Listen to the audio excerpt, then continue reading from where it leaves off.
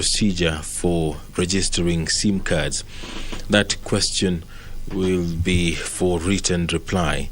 The member for Saboti constituency, Honorable Kaleba Misi, will ask the Cabinet Secretary for Lands, Public Works, Housing and Urban Development to provide a report of the ownership status of the parcel of land LR number 500430R, currently occupied by the Kwale International Sugar Company, detailing the acquisition process of the said land and valid ownership.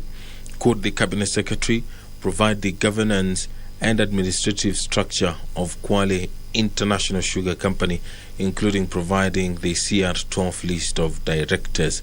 That, among other questions, will be asked this afternoon. If you're just joining us, the business of the National Assembly is about to begin, and on your screen there is some activity and appearing there and almost taking a bow. Yes, that is the Speaker of the National Assembly, Honorable Moses Wetangula.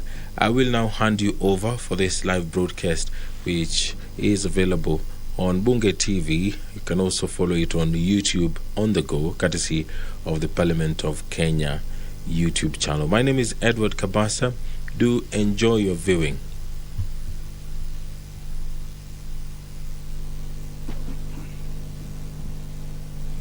Waheshimiwa, na tuombe. Ewe Mwenyezi Mungu ambaye kwa hekima na wema wako umeteua nyadhifa za viongozi na mabunge kwa ustawi wa jamii na utawala wa haki wa wanadamu, tukusihi ututazame kwa neema nyingi sisi watumishi wako ambao umeridhika kutuita ili tutekeleze shughuli muhimu za jamhuri yetu. Tukuomba uteremshie baraka zako sisi kutanika hapa, na utujalie tuyatende na kufikiria mambo yote yatakayofikishwa mbele yetu kwa njia ya haki na uaminifu, ili utukufu na sifa zako ziendelezwe, na ili kustawisha amani, ufanisi na heri ya nchi yetu na wale ambao haja zao umezikabidhi mikononi mwetu. Amen.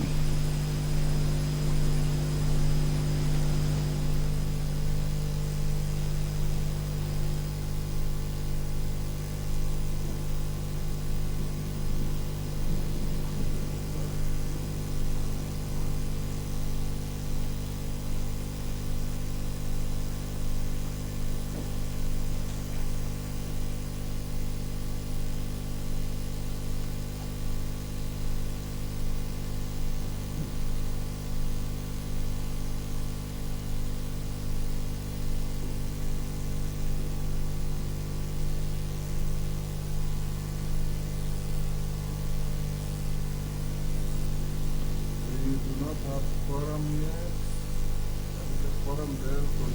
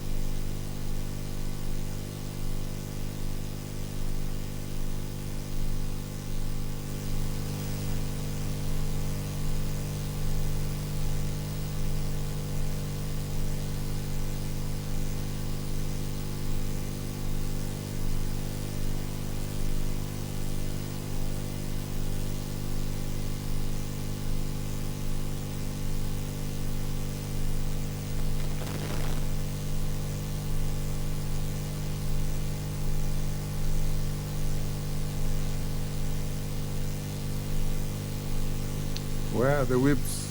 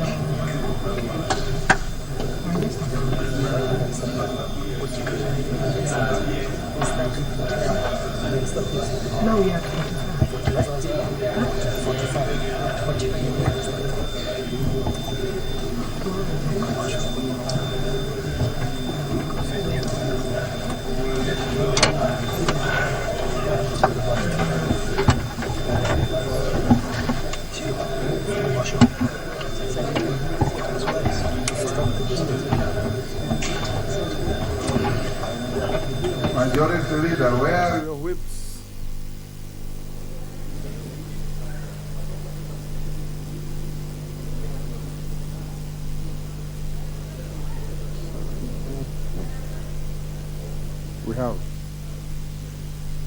We now have quorum. We can transact our business. Clerk. Honorable members, we have a supplementary order paper that will guide our business this afternoon. Clerk. Order number 1, administration of oath. Order number 2, communication from the chair.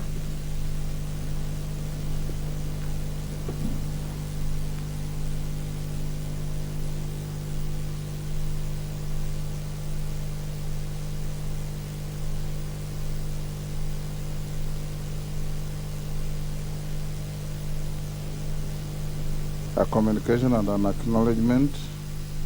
The first communication is on the nomination of persons for appointment as members of the Commission on Revenue Allocation.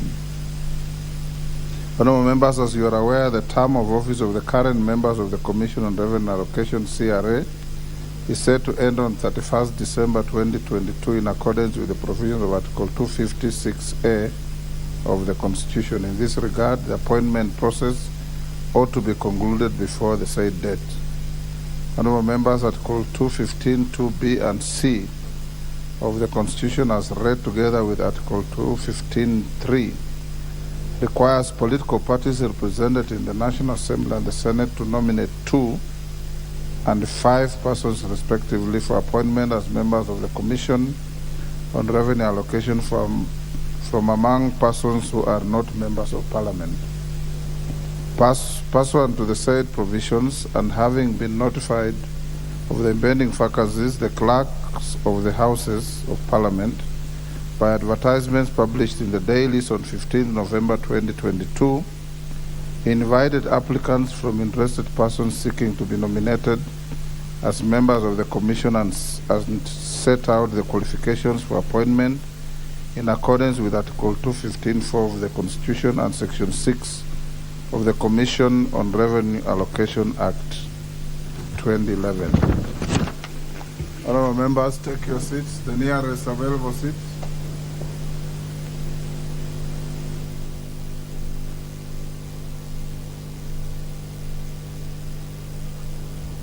The nearest available seat.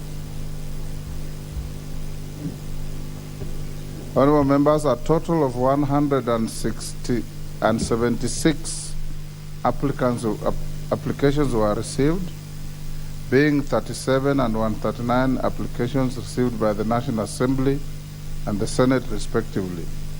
At the closure of the submission period, the clerks of the Houses of Parliament forwarded the particulars of qualified applicants to the leaders of the majority and minority parties in both houses to facilitate the nomination of qualified persons for appointment.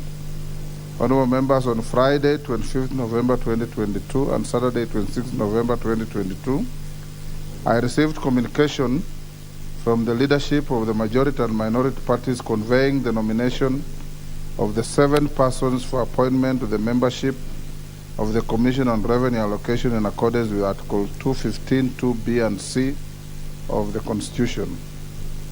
With regard to the nominees from the political parties in the National Assembly under Article 215, 2B of the Constitution, I have received the names of Benedict Mwasia Mutiso and Wilfred Koitamet Olekina Ngoshoi, having been nominated by the majority party and minority party respectively.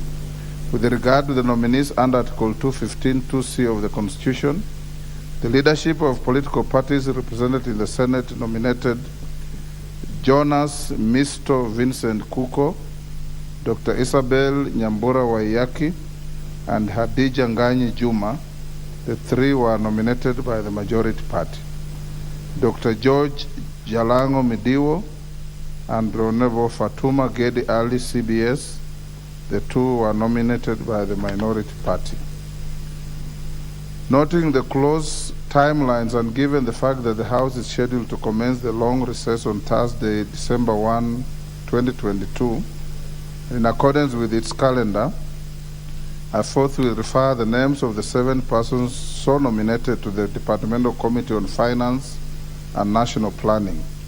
The committee is expected to undertake the necessary approval hearing as contemplated under the Public Appointments Parliamentary Approval Act 2011 and Standing Order 45, Committal of Public Appointments to committees. Indeed, I am aware that the committee has already called for the submission of memoranda from the public as part of the approval process. Additionally, by way of a notification, I directed the Clerk of the National Assembly to transmit the said notification to all members, which he did. Honorable members, I now direct the committee to expeditiously undertake the approval hearings and report back to the House. In any case, the committee should conclude the approval hearings by 6th of December 2022 and table its report before the expiry of the constitutional deadline. The House is accordingly guided. Honorable members, take your seats. The nearest available seat.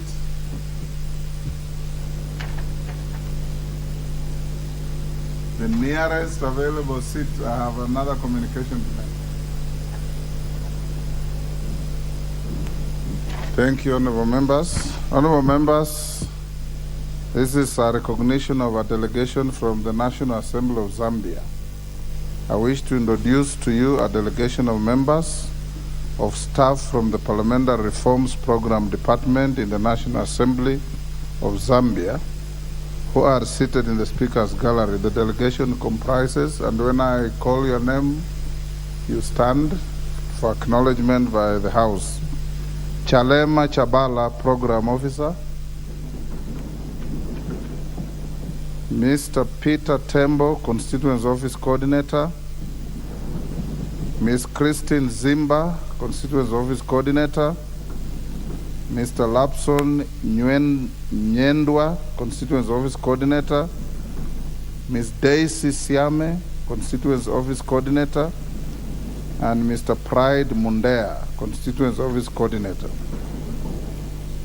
Honorable members, the officers are in the country on a benchmarking visit aimed at, among other things, sharing knowledge and experiences with their counterparts on best practices and procedures in the management and coordination of constituency offices. Honorable members, on my own behalf and that of the National Assembly, I welcome the delegation to Parliament and wish them fruitful engagements during the course of their stay in the country. I thank you. Next. Order number 3, messages. Order number 4, petitions. Order number 5, papers. Majority Leader. Honorable Speaker, I beg to lay the following papers on the table of the House today, Tuesday, November 29th, 2022.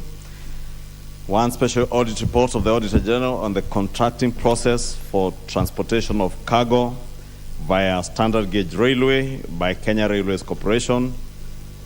Honorable Speaker, Honorable Speaker, maybe if you allow me, that particular report, there's a question that was asked by the Honorable Gishimu, Honorable Speaker, to the Departmental Committee on Transport and Infrastructure.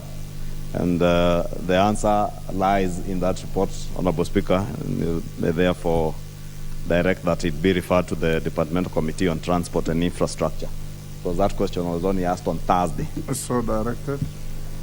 2 is a statement of the financial year 2022-2023 additional expenditures granted under Article 223 of the Constitution from the National Treasury and Planning. 3, the Kigali amendments to the Montreal Protocol on substance that deplete the ozone layer and explanatory memorandum from the Ministry of Foreign Affairs. 4, the accession of the Bamako Convention on the import into Africa and the control of the transboundary movement and management of hazardous wastes within Africa and the explanatory memorandum for the Ministry of Foreign Affairs. 5, the progress report on submission of nominees to the National Government Constituency Development Fund for the National Assembly approval. 6, the 10th, 11th, and 12th batch of nominees to 31 NGCDF committees from the NGCDF board for the following constituencies. 1, Balambala, Banisa, Butere, Emuhaya, Funyula, Gatundu North, Kabete, Kiamba, Kibwezi East, Kilifi North, Keio South, Keses, Kuresoi South, Mandera West, Masinga, Matayos, Mogotio, Mount Elgon, Moala, Navakholo, Nyando, Sabatia, Tinderet, Turkana Central, Hamisi, Ekolomani, Laisamis, Mandera North, Teso North, Vihiga, and Wajir North. 7 is the resubmissions of list of nominees for 13 constituencies from the National Government Development Fund Board. 1, Eldas, 2, Gilgil, 3, Githunguri, 4, Kajiado West, 5, Kapenguria, 6, Kieni, 7, Kitui South. 8, Mara. 9, Marakwet, Oljororok, Othaya, Rongai, and Diwa. 8, report of the Auditor General and financial statements for Bandari Maritime Academy for 14 months period ended 30th June 2020 and the certificates therein. 9, reports of the Auditor General and financial statements of the following constituencies for the year ended 30th June 2021 and the certificates therein: Mavoko, Kitui Rural, Kitui East, Kitui South, and Matungulu. 10, Honorable Speaker, is a report of the Auditor General and financial statements of the following institutions for the year ended 30th June 2021 and the certificates therein: the National Irrigation Authority, MSOS Technical and Vocational College, Mitungulu Technical Training College, Tetu Technical and Vocational College, Tourism Finance Corporation, Saikuru Technical Training Institute, Wote Technical Training Institute, Masinga Technical and Vocational College, Mungatsi Technical and Vocational College, and finally, Golf Hotel Limited. Thank you, Honorable Speaker.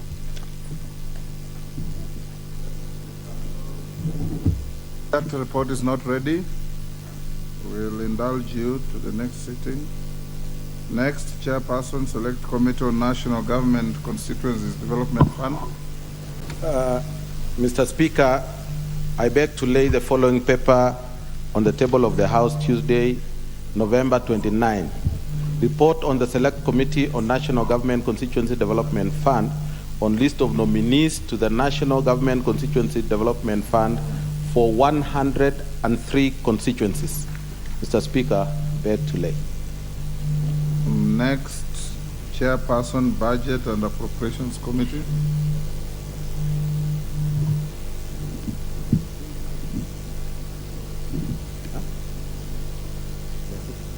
Wapi Ndindi Nyoro? Yes, majority. Honorable Speaker, if you can indulge the Chair, Budget and Appropriations Committee, maybe to be able to do this in the course of the sitting, because we are still sitting in committee. Okay. Next, Chairperson, Select Committee on Delegated Legislation. Thank you, Honorable Speaker. Honorable Speaker, I beg to lay the following paper on the table of the House today, Tuesday, November 29th, 2022.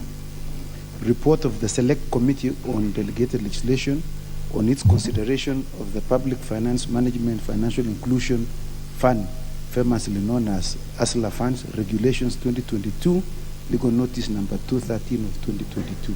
Thank you, Speaker. Thank you. Next.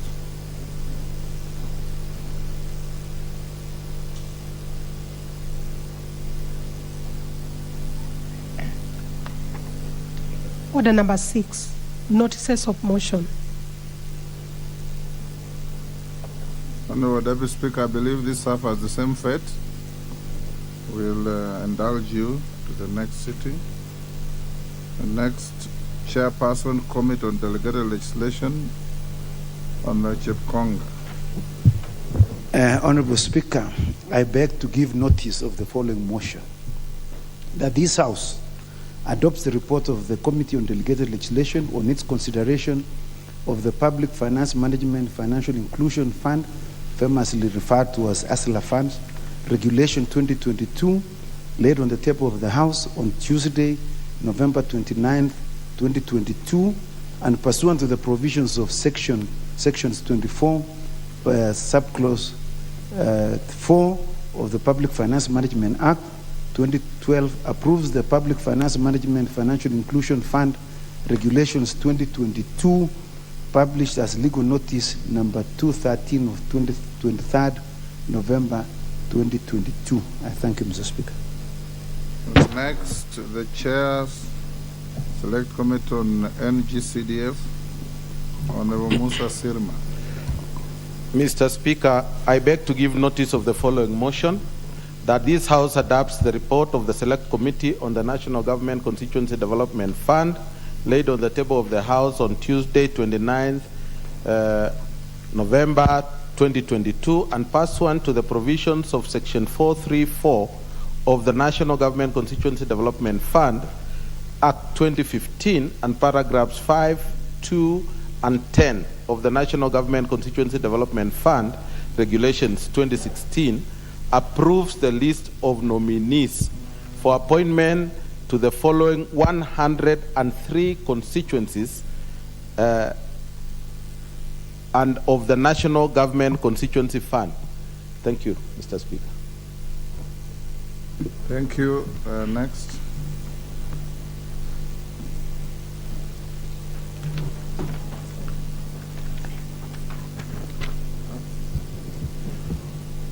Order number 7, questions and statements.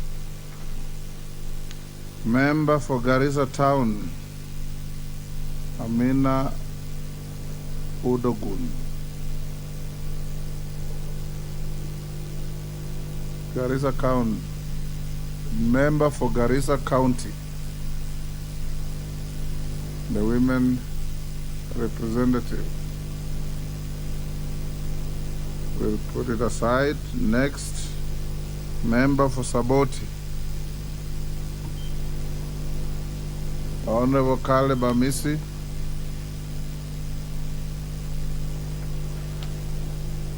Next, member for Buri. Honorable Rindikiri Muridania.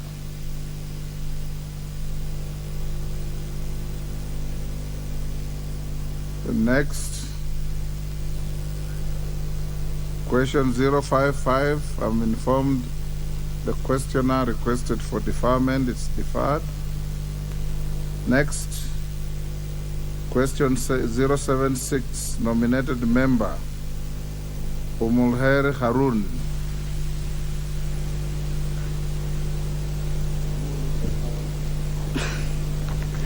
Thank you, Speaker. I beg to make a statement, number 076. Could the Cabinet Secretary state the measures the government has put in place to ensure... Are you making a statement or asking a question? Sorry, it's a question. Yes.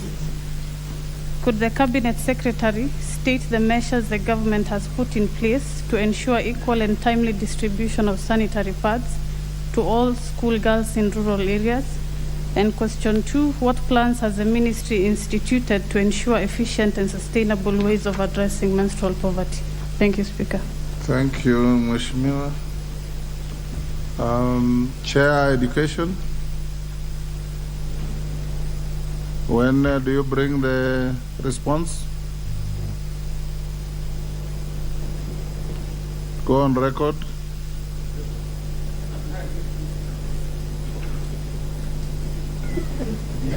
Yes. Thank you, Honorable Speaker. I think the response will be ready in 2 weeks' time. 2 weeks. Thank you. Yes. We go back to the first question. Member for Garissa County. Question deferred.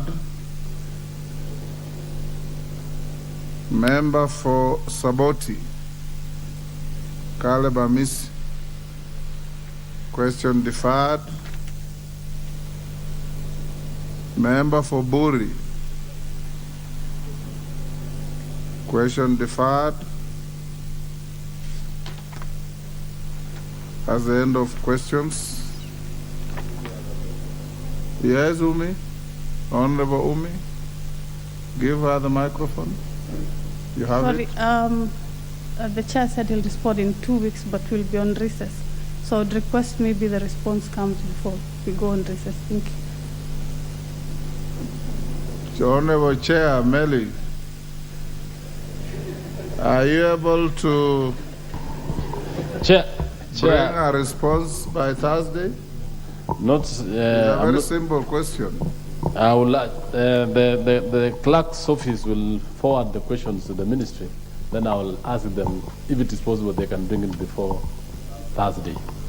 Yes. Are you able to answer on Thursday? Don't raise the hopes of the member. Maybe you will not be able. I'll expedite it, sir.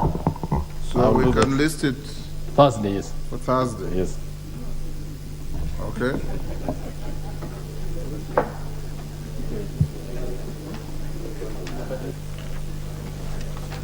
Next.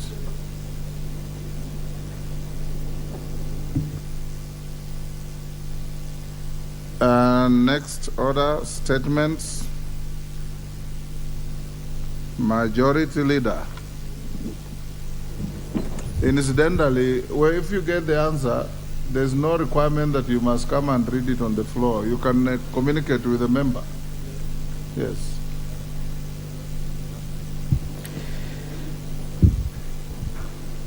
Honorable Speaker, I have two statements. Maybe with your guidance, there is a one on NGCDF and there was also a response. Let me do the NGCDF one. Okay.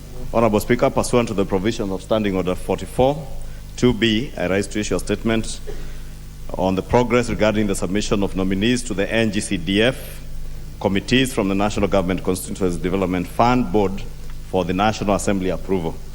Honorable Speaker, on 15 September 2022, the National Government Constituency Development Fund Board issued a circular regarding the appointment of members of the National Government Constituency Development Fund committees. The deadline given by the board for submission of proposed nominees from the respective constituencies was 30th October 2022. Honorable Speaker, as at 28th November 2022, the board had received names of proposed members of National Government Constituency Development Fund committees from 283 constituencies as follows. 283 constituencies have been processed and submitted to the National Assembly for approval pursuant to Section 43(4) of the NGCDF Act 2015, and attached as Annex Number 1, and I'll be tabling this, Honorable Speaker, is the entire list of the 283 constituencies. Another 3 constituencies are in the process of being analyzed for compliance before being transmitted to the National Assembly for approval. Again, attached as Annex Number 2, Honorable Speaker, to avoid just going through the list. Honorable Speaker, Kandara constituency, which is awaiting a by-election, is among the said 6 constituencies, as well as Garissa Township. The board shall therefore analyze the said constituencies resubmitted list of nominees upon conclusion of the upcoming by-elections for those 2 constituencies that have by-elections. 3, Honorable Speaker, 4 constituencies are yet to submit their respective lists, and they appear as Annex 3. It is worth noting, Honorable Speaker, that the board is coordinating with its officers to fast-track submission of nominees for analysis for conformity with the NGCDF Act and its regulations before presentation to the National Assembly for approval. Garissa Township is also, as I mentioned, is also awaiting a by-election and is among the said 8 constituencies. The board shall therefore analyze the said constituencies list of nominees upon conclusion of the by-election also for Garissa. Honorable Speaker, the details of the submission status are summarized in the tables annexed to this statement showing their respective statuses. And I thank you, Honorable Speaker, but also, Honorable Speaker, just to mention that we have engaged with the Honorable Attorney General on the gazettement of all these 283 constituencies that have complied, and he has indicated that the gazettement of all those constituencies will commence immediately. He has indeed directed his officers to prepare the gazette notice for gazettement of the 283. Maybe to also ask the members, I don't want to read their names, the names of their constituencies, who are yet to submit or whose committees are yet to be submitted, to fast-track that process to ensure that their DCCs and their fund managers do fast-track the submission of those lists, so that even by the time, Honorable Speaker, the others are gazetted, we are not left with 7 constituencies, with the exception of the 2 that are yet to have their by-elections later this next month, Honorable Speaker.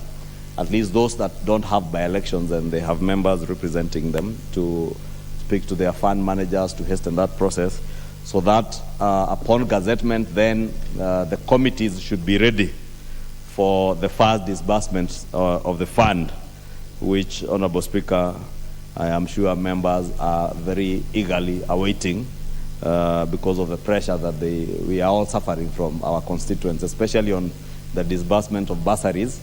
And it is hopeful that once these committees are now gazetted, then the National Treasury, and I'm sure the Chair, NGCDF, is in consultations, and we are doing that together with the National Treasury and the Office of the Attorney General to see how we can fast-track the disbursement of funds, so that at least by the time we proceed on recess, we have at least money to disburse bursaries in January, because many of our people are indeed hopeful and suffering and waiting for disbursement of bursaries and completion of projects for those of us who have projects that are awaiting disbursement of funds to complete. And of course, for the new members, it's imperative that they are able to expedite the processing of projects. And I want to also ask members that this is a time before, as names are gazetted, to ask your committees, your respective committees in your constituencies, to submit their proposals to the National Board. And indeed, for all those that have been approved by the National Assembly, there is no reason why you should not be pushing those committees to submit their proposals, because it is against those proposals, again, that disbursements are made. Therefore, let's not give anybody an excuse to say they are not disbursing funds because we have no proposals submitted and approved for exchequer releases. Therefore, with that guidance, Honorable Speaker, I beg to lay this statement on the table of the House.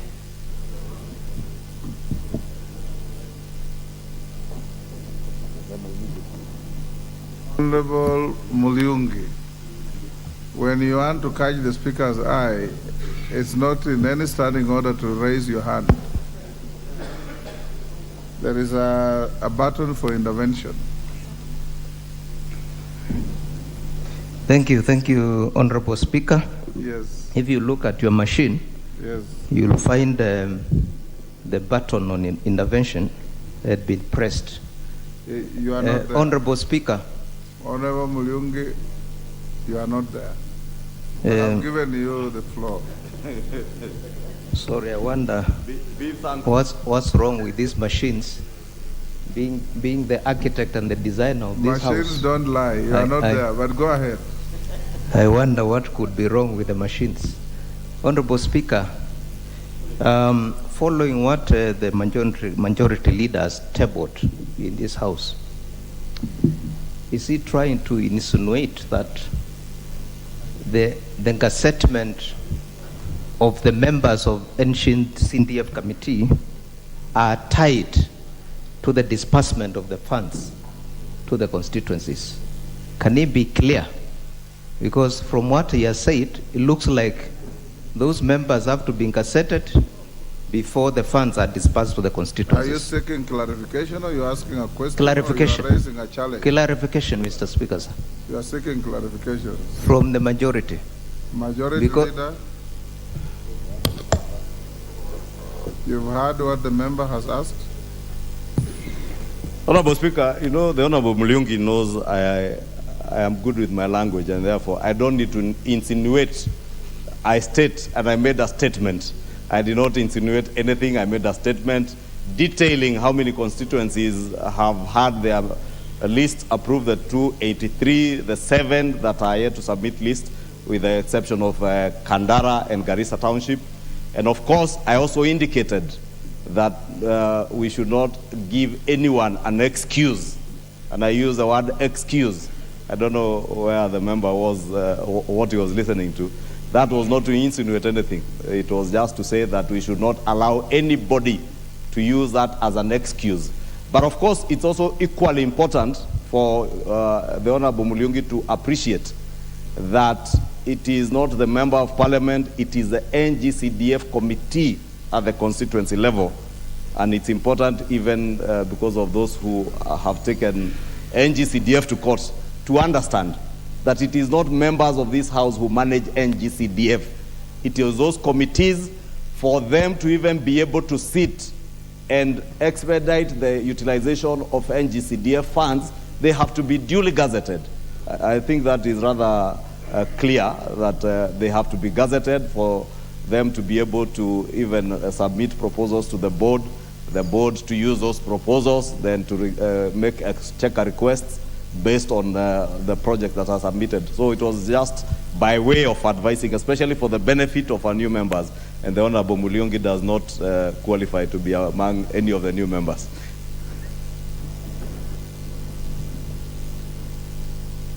Your next statement, you said you had 2. Honorable Speaker, this is a response from the Ministry of Agriculture, the ministerial response to the statement regarding the planned importation of 900,000 metric tons of maize in the country from the Cabinet Secretary, Agriculture, the Honorable Franklin Mithika-Linturi. And the statement I'll read as it is, Honorable Speaker. It was addressed to the chair because I think the minister thought the question should have gone to the chair, not to the leader of majority. The statement that was sought by the member for Pokot South, the Honorable David Kosing. On 25th November 2022, the ministry received an invitation from the clerk of the National Assembly to appear before the Departmental Committee on Agriculture and Livestock to provide a response to a statement regarding the planned importation of maize in the country by the Honorable David Kosing, MP. I wish to give my response on the matter raised by the Honorable Member in the following order. 1, on introduction, the Ministry has a mandate to ensure national food and nutrition security for all citizens at all times. The Ministry monitors and analyzes agriculture food systems with regard to the national food policy implementation, food availability and accessibility, and early warning signals on food production, stocks, marketing, prices, quality, importation, research, and capacity at all levels to inform decision-making towards realization of national food and nutrition security. The government supports the progressive realization of the right to adequate food for national food security as provided for in the Constitution. This entails ensuring that quality food is available in sufficient quantities to satisfy the dietary needs of individuals, free from adverse substances and accessible in ways that are sustainable. The government has the obligation to protect individuals' cultural means to access their food in adequate amounts and quality, and proactively engage in activities intended to strengthen people's access to and utilization of resources to meet their food needs.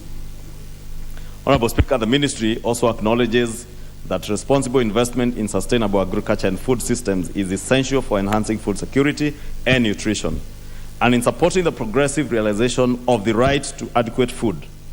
Our national food systems transformation pathway encompasses all aspects of food insecurity, ranging from economic, social, and environmental drivers, and values incentivizing all actors along the value chain, facilitating a conducive policy environment to fulfill our food and nutrition requirements sustainably, while guaranteeing that opportunities for food security and nutrition for future generations are not compromised. On statement of the problem, Honorable Speaker, despite efforts by the Ministry, our food production has remained below our consumption needs. Consequently, imports of most of our staples, maize, wheat, rice, and edible oils have correspondingly increased in tandem with our consumption demands. Kenya is not self-sufficient in maize production, with an average of 4 to 6 million bags imported annually to meet the total demand for both human consumption and animal feed production. Most of the maize is imported by the private sector and relief agencies. Currently, the national maize balance sheet projected to end of January 2023 shows a surplus of about 14.8 million by 90 kg bags, only after taking consideration of the expected long rains, harvests, and monthly consumption needs. This balance is inadequate to take us to the next significant harvest in August or September of next year, 2023. With our monthly utilization of about 3.5 million bags, human consumption and other utilization, the surplus stocks could last about 4 months, up to April of 2023. However, this may seem adequate, but farmers rationally retain food stocks for household use until the next significant harvest is realized, an extra for income during the year. Hence, most of the surplus stocks after January will be available mainly amongst the farming households in the North Rift parts of Kenya, parts of Western and South Rift counties. Some short rain season harvest expected in January or February in the Western and Nyanza regions will mainly support households in the region.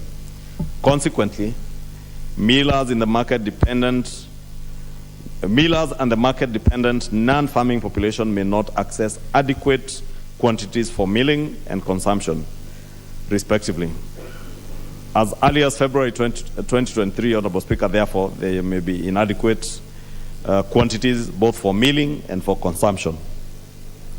National food availability and accessibility is determined by stock levels after production and importation in case of production shortfalls or gaps. This implies that the country is likely to continue experiencing further acute shortages starting earlier in March 2023.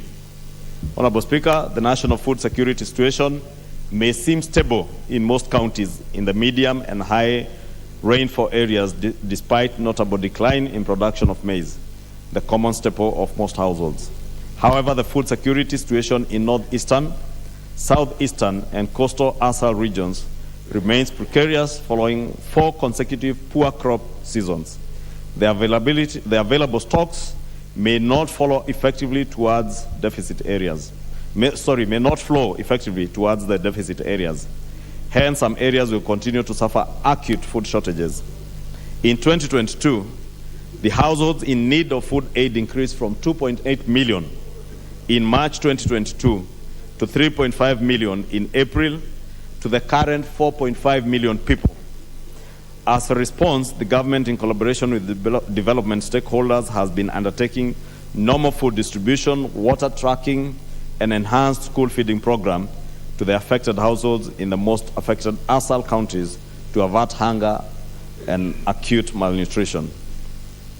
Honorable Speaker, on the performance of the 2022 rainy seasons, Kenya largely depends on rain-fed agriculture. The 2022 long rain season, March, April to May, started late and was erratic in most counties. The planting was therefore erratic, with farmers experiencing poor germination and forced to replant. Of the prepared land, about 80% was planted with cereals. Farmers in most ASAL counties, parts of lower eastern, coast, and northeastern, did not plant or achieve any crop harvest. Price of farm inputs, especially fertilizer, have remained high, ranging from 6,000 shillings to 6,500 per 50 kg bag until the subsidy was introduced for the short-range crops to cushion farmers when this government took office sometime this year. To avert this situation, the government has planned to extend the provision of fertilizer subsidies for the long rain season.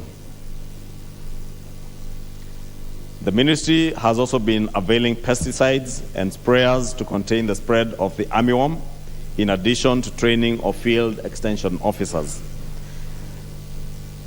On short rain season performance, the current season has performed poorly, characterized by delayed onset and erratic rainfall. The eastern to coastal regions have experienced delayed and irregular planting. Overall, the poor short rains will lower crop production, further threatening food security and availability in the coming year, including for livestock feed. The prices of most staples remain quite high, above long-term average, and regional prices are also reportedly high. Normally, the government allows importation of white non-GMO maize with or without duty to cover for the shortfall in local production. However, the white non-GMO maize has been scarce and mainly sourced from Mexico, EAC and commercial regions, albeit at a premium price. This restriction prevents the country from getting adequate flow of maize. It's against this background, Honorable Speaker, the ministry, through a cabinet memo, requested the cabinet to lift the ban and approve importation of GM maize grain for consumption, and in the long term, allow cultivation of GM maize varieties.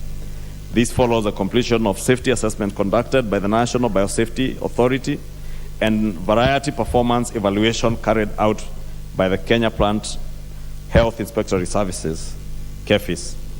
The recent national performance trials, NPTs, by our competent authorities have demonstrated that some biotechnology products have economic, health, and social benefits we can tap on, including drought resistance, pest, disease resistance, high yielding, and nutrient-dense foods.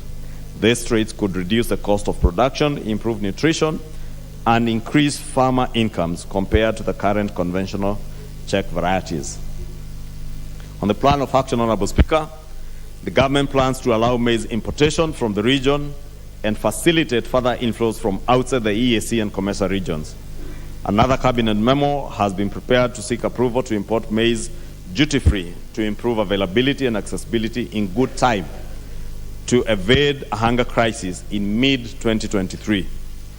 The ministry has recommended to the cabinet to approve for 3 months period duty-free importation of 900,000 metric tons, that is 10 million by 90 kg bags, of white maize by registered millers, starting from 1st February to 30th April 2023, to fill the national deficit and avert an impending crisis from April 2023. Meanwhile, registered millers should continue to import wheat under the prevailing 10% duty remission scheme and rice at prevailing duty rates to complement maize supplies. Further, the ministry will work towards committing more resources towards promoting intensification of production of local staple foods to reduce the deficit gap and facilitate food diversification. That, Honorable Speaker, I submit, signed by the Honorable Franklin Medeka Linturi, Cabinet Secretary, Agriculture. Thank you, Honorable Speaker. Thank you. Who was the questioner? From the Honorable Kosing. David.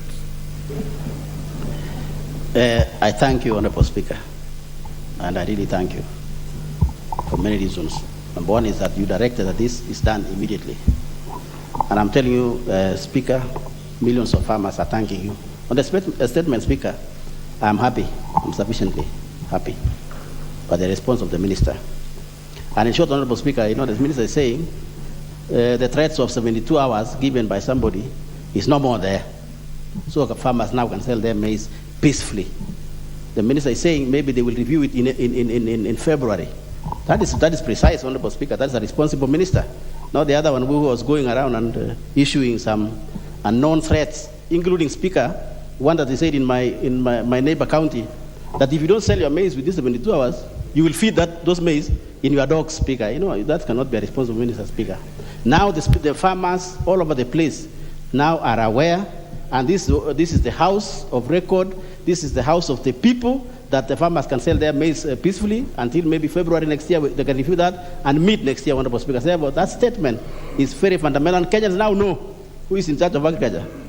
It's Honorable Linturi, not, let me not say. I thank you, Honorable Speaker. I'm happy with that statement. Thank you. Yes, Honorable Chepkonga. Thank you, Mr. Speaker. At least that is a very fair statement from our very good friend, the Honorable Linturi.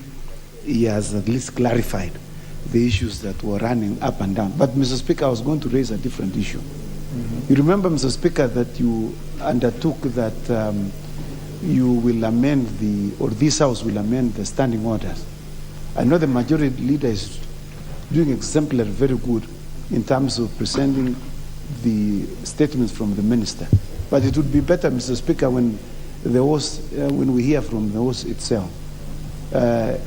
When will these standing orders be amended to allow the Cabinet Secretary to appear in this House, so that if we are not satisfied with the question, we ask a supplementary question, Mr. Speaker, until we are totally satisfied that the issues that are of concern to the people of Kenya are being answered satisfactorily. Thank you, Mr. Speaker. Honorable Chepkonga, isn't that matter before the Rules Committee to which you are a member? Or you are not a member? The matter is before the Rules Committee, and the Speaker is the chair of the committee, and we have given ourselves a task to complete the amendment to the standing orders by the time we come to the next session, after recess. Yes, Honorable Emilio Odhiambo. Thank you, Mr. Speaker, for giving assurance as the chairman of the Rules Committee. But, Mr. Speaker, I just want to show concern that the chairs of various committees are getting an excuse, getting away with not responding adequately. The last parliament, we were here for 5 years, and we were able to get at least nearly sufficient answers. So as we are waiting for the Rules Committee to make those amendments, Can the chairs of the committees up their game or leave for others who can do the work in the meantime? Because this is not, you didn't come for a ride in the park, Mr. Speaker. So let them do their work, because even as we speak, we are seeing farmers from the Rift complaining. There's a guy who was crying who was about to ban his, I think many of us have seen him in social media, who is about to ban his produce because they can't even be bought. So while we are saying that, don't give us long speeches when farmers are suffering. Let them deal, and even if necessary, let the CSS meet in committees. They don't have to come and meet us in the whole house, especially when you have a monumental crisis like this one regarding maize. Thank you, Chair, Mr. Speaker. Honorable Millie, committees are under very clear standing order direction. They can summon, invite ministers at any time they want to talk to them, to interrogate them, and bring any information they get to the floor. The Honorable Member for Madare. Yes, Olwaj.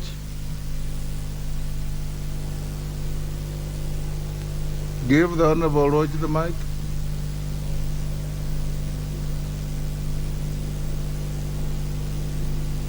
Olwaj, you can't be traced on the screen. There's one near you, flipping. There you are. Let me use this one. Thank you, Honorable Speaker, as I acknowledge the response given to Honorable Proceedings' question. Honorable Speaker, the House will recall that these issues arose out of a motion of adjournment last week in which we discussed larger issues, much larger than the question of maize, and issues arising from the safety and health implication of importation and the lifting of the ban. Subsequently, Honorable Speaker, I did write a letter to your office under Standing Order number 259C, requesting that through you, the House Business Committee considers forming a House ad hoc committee, an ad hoc committee that can be able to inquire into not only just the issue of maize, part of which has been responded to, but the other larger questions which are health-related, environmental-related, and which are cross-cutting between a number of committees. Honorable Speaker, I was waiting for guidance on this matter from you. Thank you. I indeed received your request, Honorable Watch, and yes, the guidance is on the way to you. Thank you. Honorable Sunguli. Yeah, Mr. Speaker, I also want to join in thanking the Leader of Majority for this statement he obtained from the Ministry of Agriculture. You remember when we were debating, I did say also that in fact the correct minister to address these issues was the Minister for Agriculture, because this is not a trade issue. But be that as it may, Mr. Speaker, I realize from the statement, from the answer, that the minister intends to open this window in February. That in fact will be having responded only to the North Rift farmers. Those of us who come from the South Rift will be harvesting our maize in February. And if the imports are opened in February, that will have brought the problem back to us. I would like to urge the Leader of Majority to advise the minister that this window should be open after the maize from the South Rift has been exhausted, which will be perhaps somewhere in May, so that we avoid this issue of thinking that the only farmers who are there are those from the North Rift, and that once the problem of the North Rift has been solved, then the South Rift can sort itself. The Honourable Member for Keses.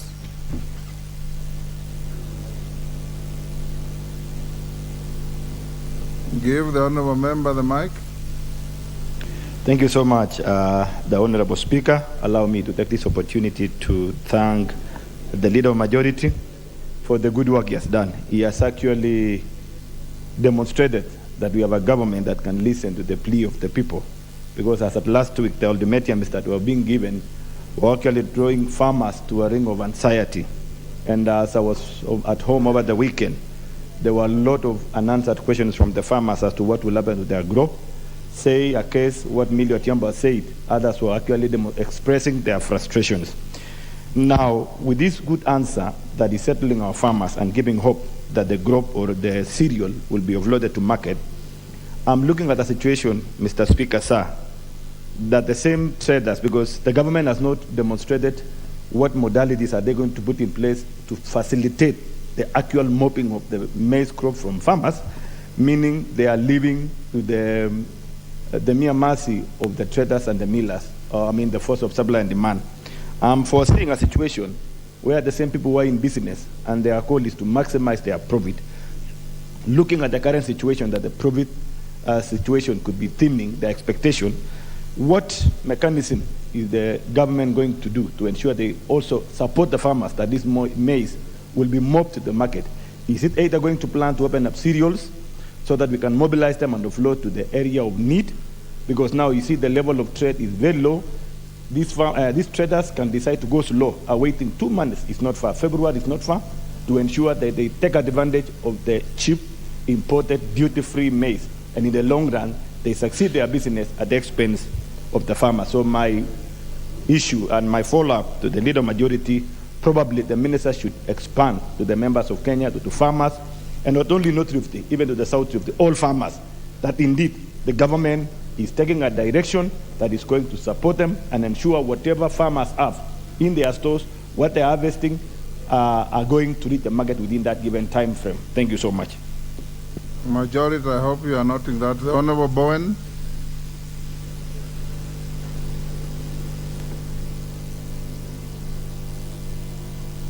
Give the Honorable Bowen the mic.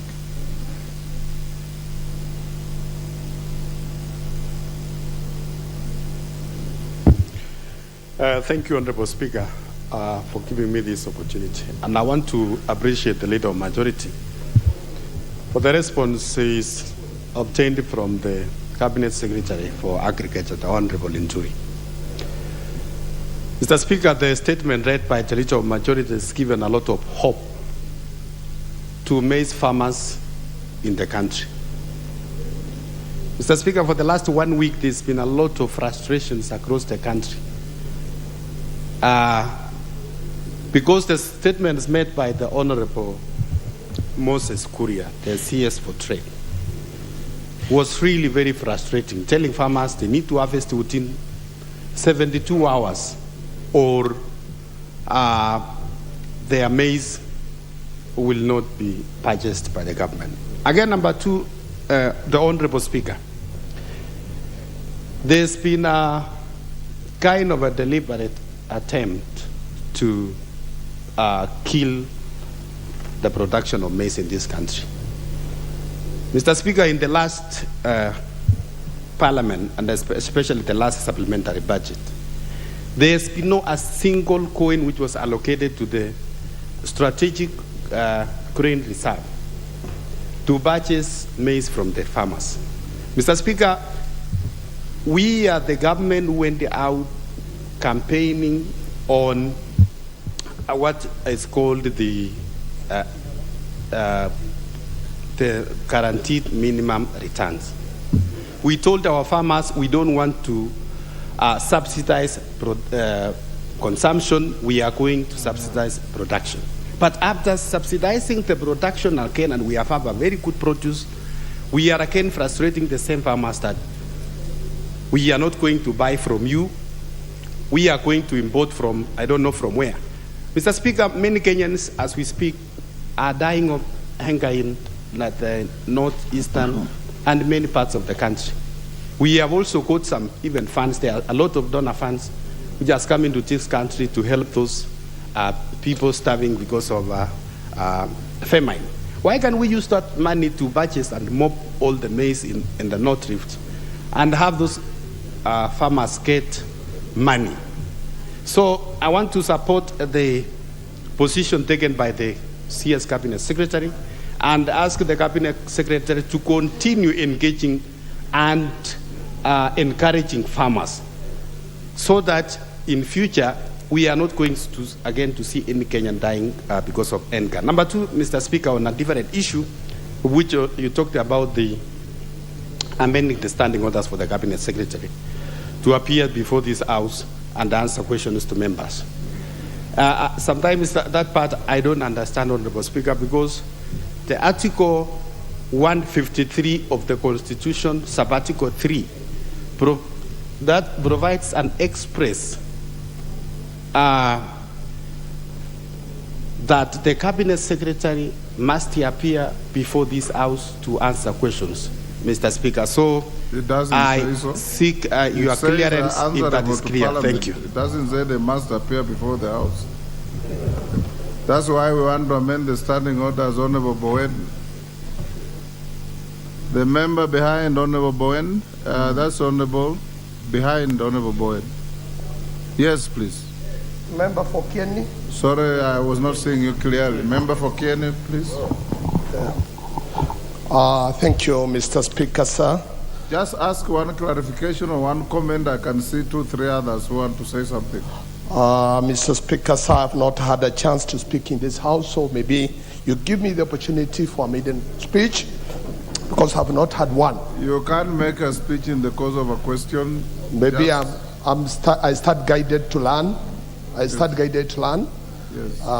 Because I have not been in the House before. When there is a debate, I'll treat your speech as maiden and give you the time. Now just ask your clarification. Or maybe this one is a comment, it's not a question. I was planning to put my thought on what has been said in this House, particularly more so on food crops and maize issue. I come from Kieni, and we are starting from a very serious drought. And during the drought, and also in this House, it has been said that some farmers are still were holding up to 5,000 bags of maize, when people in Kieni, like Kipia, Isiolo, Masabit, Waji, and other places were dying of hunger.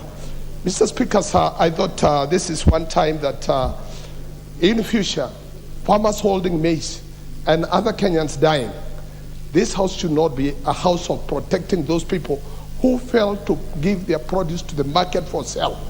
And in this case, Mr. Speaker, sir, we in Kenya are saying, my dress, my choice, my car, my choice, my food, my choice. In this case, when we were dying, we were not able to differentiate between what is GMO and what was not GMO. Mr. Speaker, sir, if you allow me to just quote from the historians, when the late Mao Zedong was the president of China, and China was in serious hunger, these people were not used to eating frogs, dogs, and other kind of foods. But because of the hunger that was ravaging China, Mao Zedong told his people, eat what you can see in front of you. If you don't die, eat it tomorrow. I think this is the wisdom we should apply in this House, that going forward, if GMO does not kill us, we take it the following day. And in this case, we are asking, Mr. Speaker, sir, the researchers in this country should not only restrict themselves to maize GMO. We also need the hay. That is the grass that can feed our animals, because we have lost so many animals. So in this case, we are not talking of the GMO maize only. We look at the GMO fodder crops that can also sustain. Kieni, yes. I know it's your first speech, but rules of relevance are not put aside because it's the first speech. You are not relevant to the statement that was made by the majority leader. It was about importation of maize. Now you are going to every GMO, you know.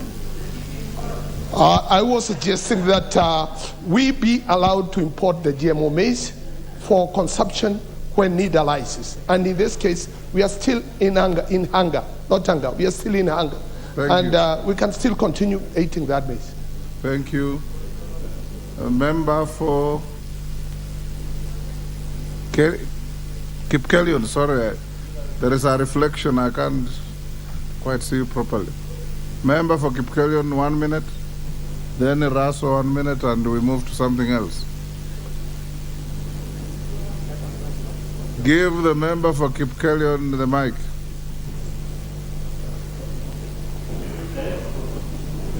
Thank you, Mr. Speaker.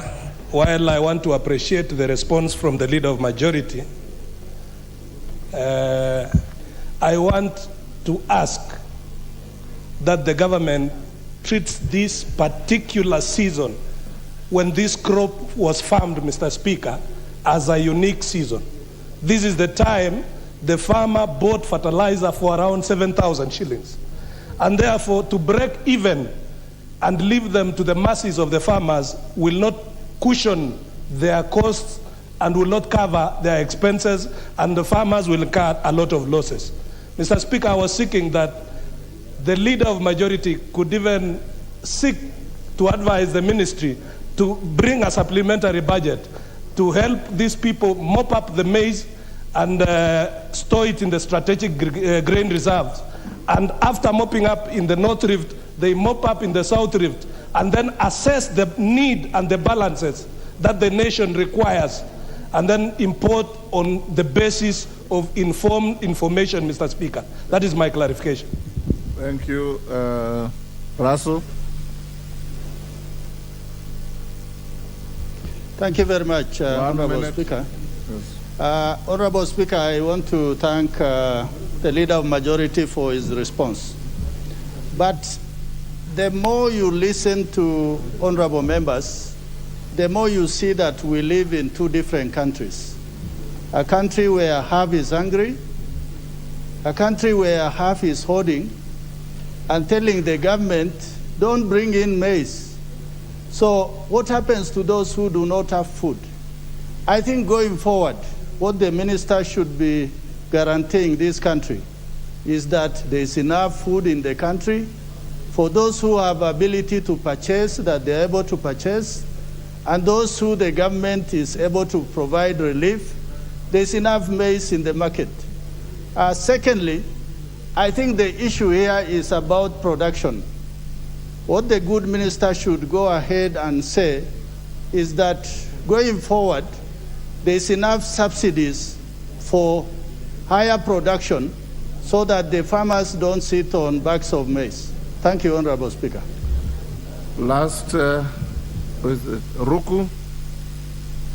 Honorable Ruku. Kamket. Wewe una nini kwa mahindi? Roku, give Honorable Roku the mic. Thank you, Mr. Speaker. I think, Mr. Speaker, it's not appropriate to condemn the Minister, the Cabinet Secretary of Trade, because this country we have entrepreneurs who are very busy trying to do business on behalf of farmers. And if farming of maize is very expensive in this country, I think farmers can resort to other crops which can also yield income for the household. It is important for not to twist the government when we have some people in different parts of this country facing anger. If there is maize and these farmers are saying this maize must be bought at this price because of fertilizers and other costs of farming, and we can be able to get the same maize from other different parts of the world at a cheaper cost. Yes, the rules of demand and supply, Mr. Speaker, must apply. There's a point of order. What is out of order? Thank you, Mr. Speaker. I think this House is a House of record. Is it in order for the member standing to regard that government is being twisted? I think that is while it is undertaking its role as a government to ensure it supports the producers as well as the consumers. I think the right word should be used. In this case, nobody has come in to twist the government, and the government cannot be twisted. Thank you. Honorable Roku, the farmers have no capacity to twist the government. I stand guided, Mr. Speaker. Thank you. The rules of the demand and supply, Mr. Speaker, it is important to allow to apply in the market. And in this case, if we can be able to get cheaper maize from other different parts of the world, it is important to get that maize so that people from my constituency and other constituencies may not starve. When we have farmers in Rift Valley and they don't want to release their stock. Thank you, Mr. Speaker. Last, Kamket. Ferdinand, you have come too late, my friend. Thank you, Mr. Speaker. While I want to congratulate the leader of majority for that good statement that came from the Cabinet Secretary for Agriculture, I want to note, Mr. Speaker, that there has been a tendency by successive administrations to romanticize the farmers and leave out livestock farmers, maize farmers, and there is very little mention you hear, Mr. Speaker. And when you hear members here speak about strategic food reserve, I think the policy that was made from the beginning, I think it's time to include livestock as and livestock products as part of the strategic food reserve, so that those of us who represent livestock farmers are mainstreamed into the affairs of this country. But as it is, Mr. Speaker, when we hear all the good noises about maize farmers and other kinds of farmers, those of us who keep cattle, we hear other stories. Kamket, but the question was about importation of maize. So the majority leader would be out of order to start talking about cattle in matters of maize. Majority leader, do you have anything to say about the comments? Thank you, Honorable Speaker. I think I have noted all the comments, but Honorable Speaker, I think as leaders, we must also bear the responsibility of socializing our farmers to the realities of today's world. That it may not be feasible always that a farmer produces with the expectation that you will sell your produce to government.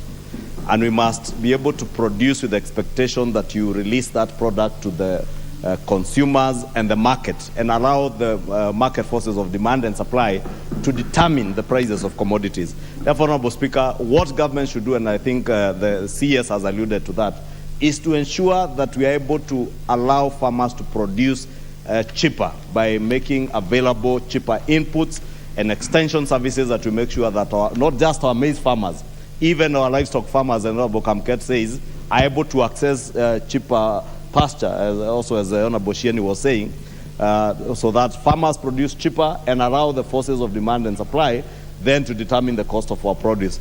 Otherwise, Honorable Speaker, if there are any follow-up questions, I think the Chair, Agriculture, will be dealing with many of these issues as an ongoing matter.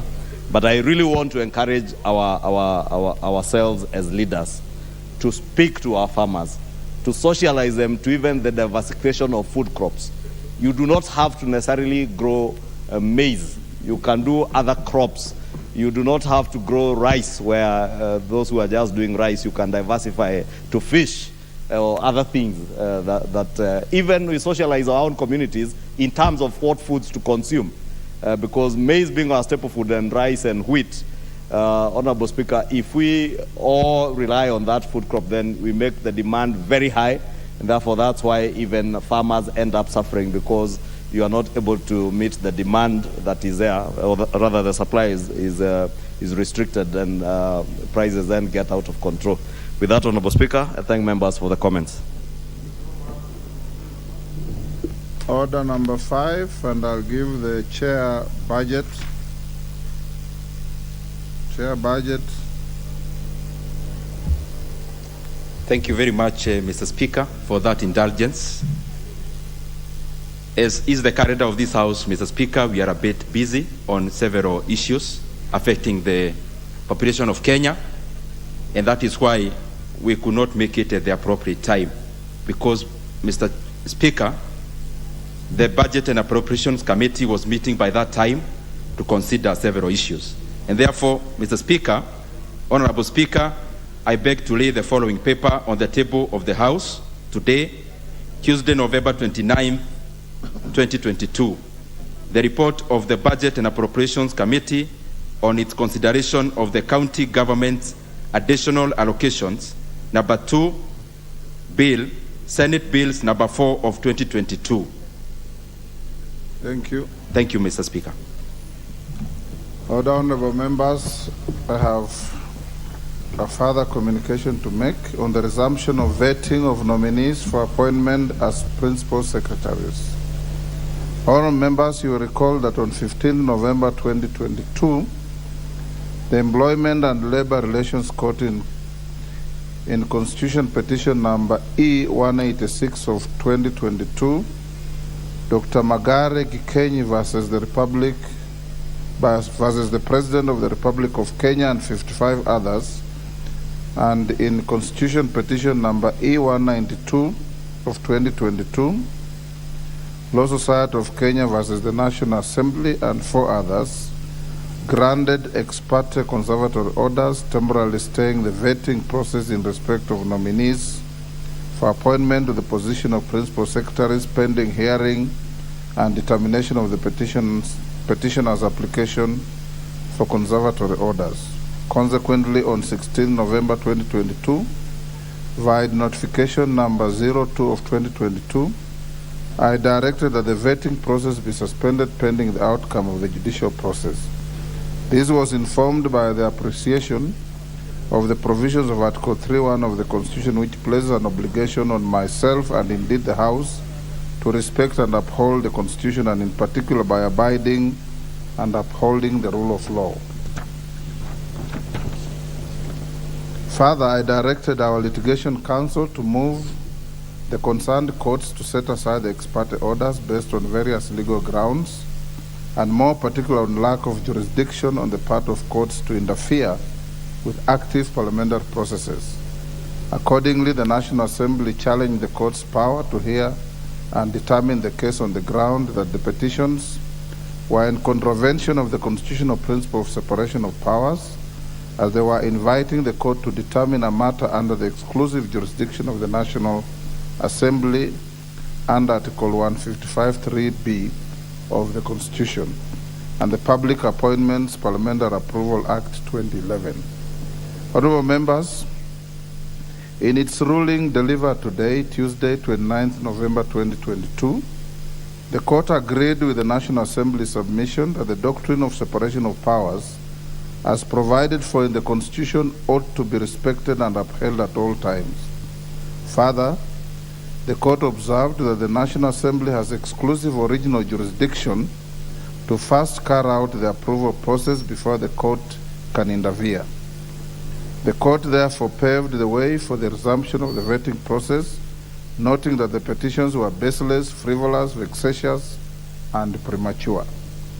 The court also noted that the legislature must be allowed to carry out its constitutional mandate without undue interference by any person or other arm of government. From the onset, I wish to note the very progressive view taken by the court in this matter.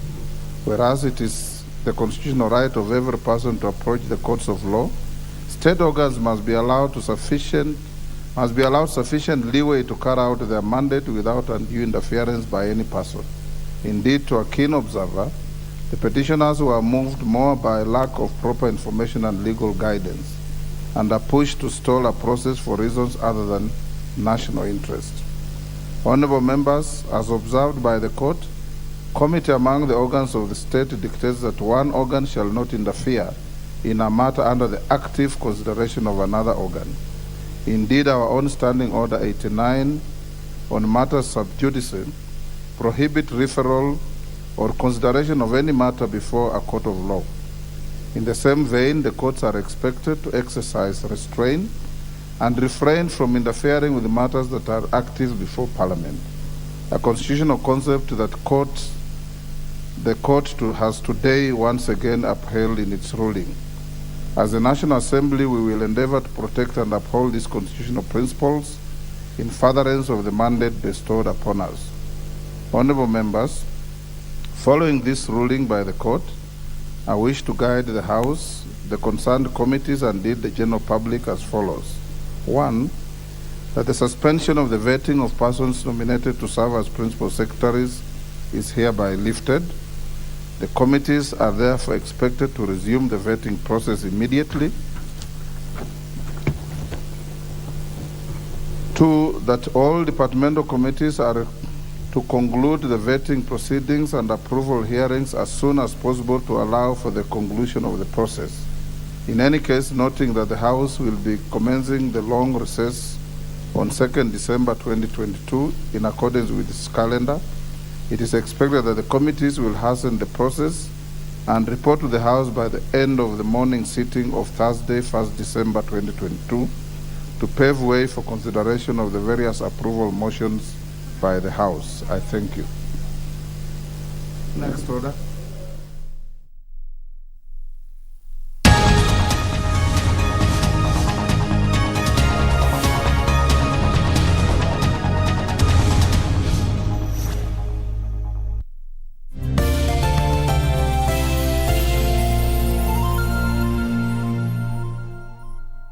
Utavuna ulichopanda, utavuna. Utavuna, utavuna, utavuna, utavuna, utavuna. Safari hii kawa yangu haikuniangusha. Hapa mkubwa utapata pesa.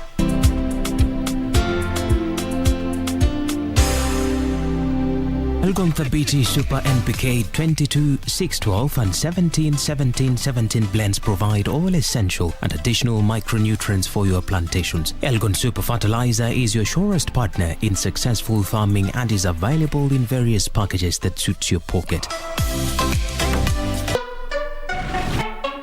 Entertainment on Naisha Magic East will make you go Allah. Enjoy the unreal family stories. Hope it's gonna be fun. The spicy, thrilling, and unexpected adventures. How enjoying? Experience our magical moments. It's so impressive. Really exciting. Nothing can make you go Allah like our all-star entertainment. Naisha Magic East, DSTV channel 158, GoTV channel 4.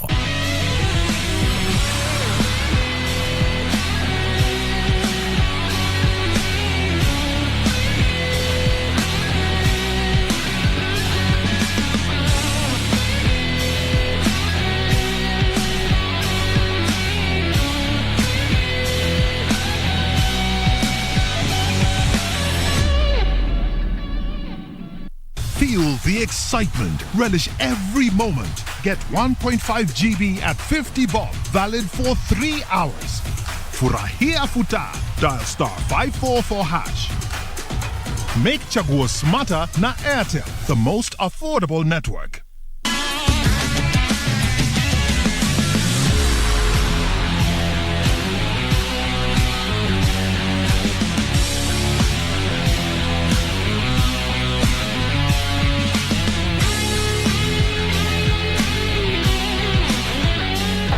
Make transactions anywhere in the world with the NCBA Visa card and stand a chance to win big. Join the FIFA World Cup 2022 when you win an all-expenses-paid trip for you and your +1 to watch 2 games. Or win exciting weekly prizes that will make your FIFA viewing experience super duper. All it takes is a swipe or a tap to pay 2,000 Kenya shillings or more with your NCBA Visa debit or credit card. The more you swipe or tap to pay, the higher your chances of winning with 1 point for every 2,000 Kenya shillings spent. Don't miss out. NCBA. Go for it.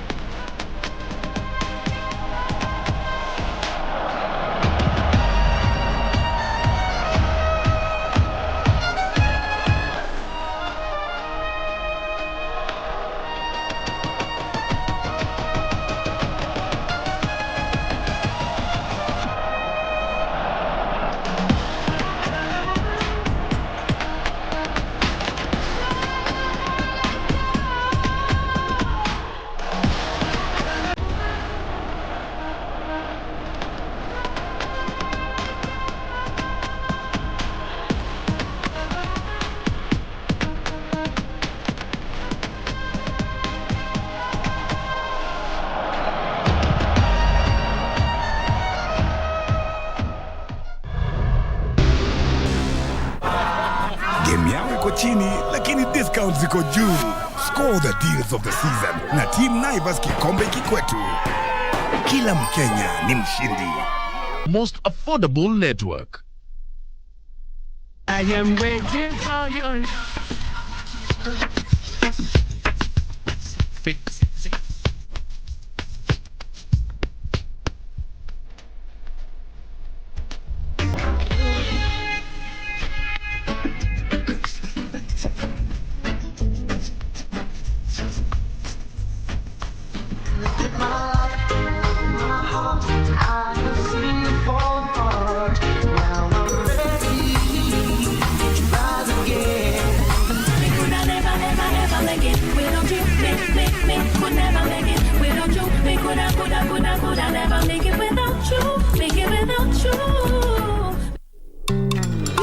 Ngimache kabwatutikuk, ngimache iyat muguleldangung, ngimache imanguge, nyangebe kiputinai.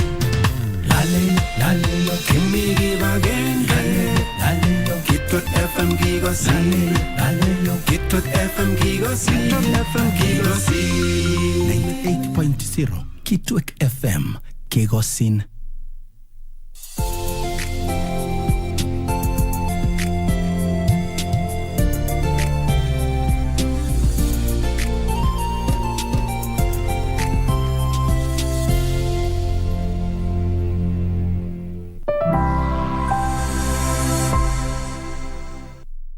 Will get, and it has some compliance which have been followed. The 2.5.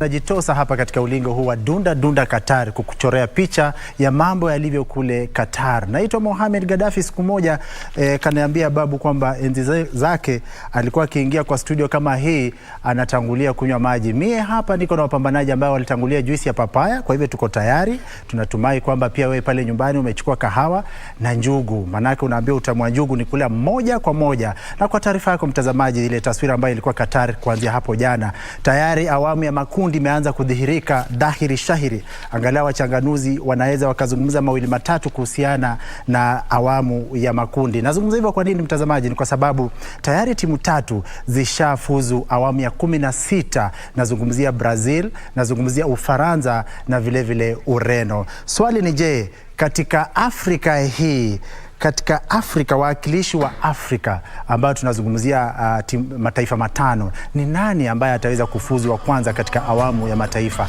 Hilo ni swali la kwa ujumla tu, lakini kubwa zaidi nitakuwa nakupatia swali lako ewe mtazamaji, ambaye utakuwa unajibu kupitia kwa kitandazi chetu cha Facebook hapa, kisha utakuwa unazawadiwa shilingi taslimu 1000. Pesa nzuri, pesa ambazo zitakusaidia wakati huu mgumu wa uchumi. Watoto wamefunga shule, wako pale nyumbani, naambiwa zile mafriji basi hesabu ndo hamna, zinarambwa kweli kweli. Na siku zote tuko na mfadhili wetu, kwa hivyo tutakuwa tunarujirusha madukani. Anasema kwamba this is on tap to pay with your contactless Visa card at 0 charges. Look out for the contactless symbol on your Visa card and enjoy current clothing store, travel, essential, or when you shop online. Always be sure to carry your Visa card with you and tap to pay the fast and easy way. Simply tap to pay with your Visa card. It's safe, fast, secure, and you incur 0 charges. Kwa sasa mtazamaji, niruhusu niweze kujitambua. Mie Mohamed Gaddafi, siku zote napatikana katika Facebook mjukuu asiye na majuto, na vile vile kwa Twitter @mohaji22, nipate pale pembeni kwa Twitter. Hapa mtamboni tuko @KBC Channel 1 na vile vile kwa Facebook KBC Channel 1 TV. Swali letu la leo nitakuwa nakurushia, tafuta kalamu na karatasi, na hapa studio unaambiwa safari ya mbali unaenda na wenzako, maana ukitembea peke yako hivi hauwezi, utaona mbona sifiki. Kwa hivyo nitakuwa hapa na wapambanaji, wachanganuzi na mafans pia wako. Niko na Georges Waka ambaye siku zote amesalia kukaa jamaa wa afya. Asubuhi akiamka hata ukimtizama pale tabasamu yake inaashiria kwamba urefu na ufupi ni majaliwa, lakini uembamba na unene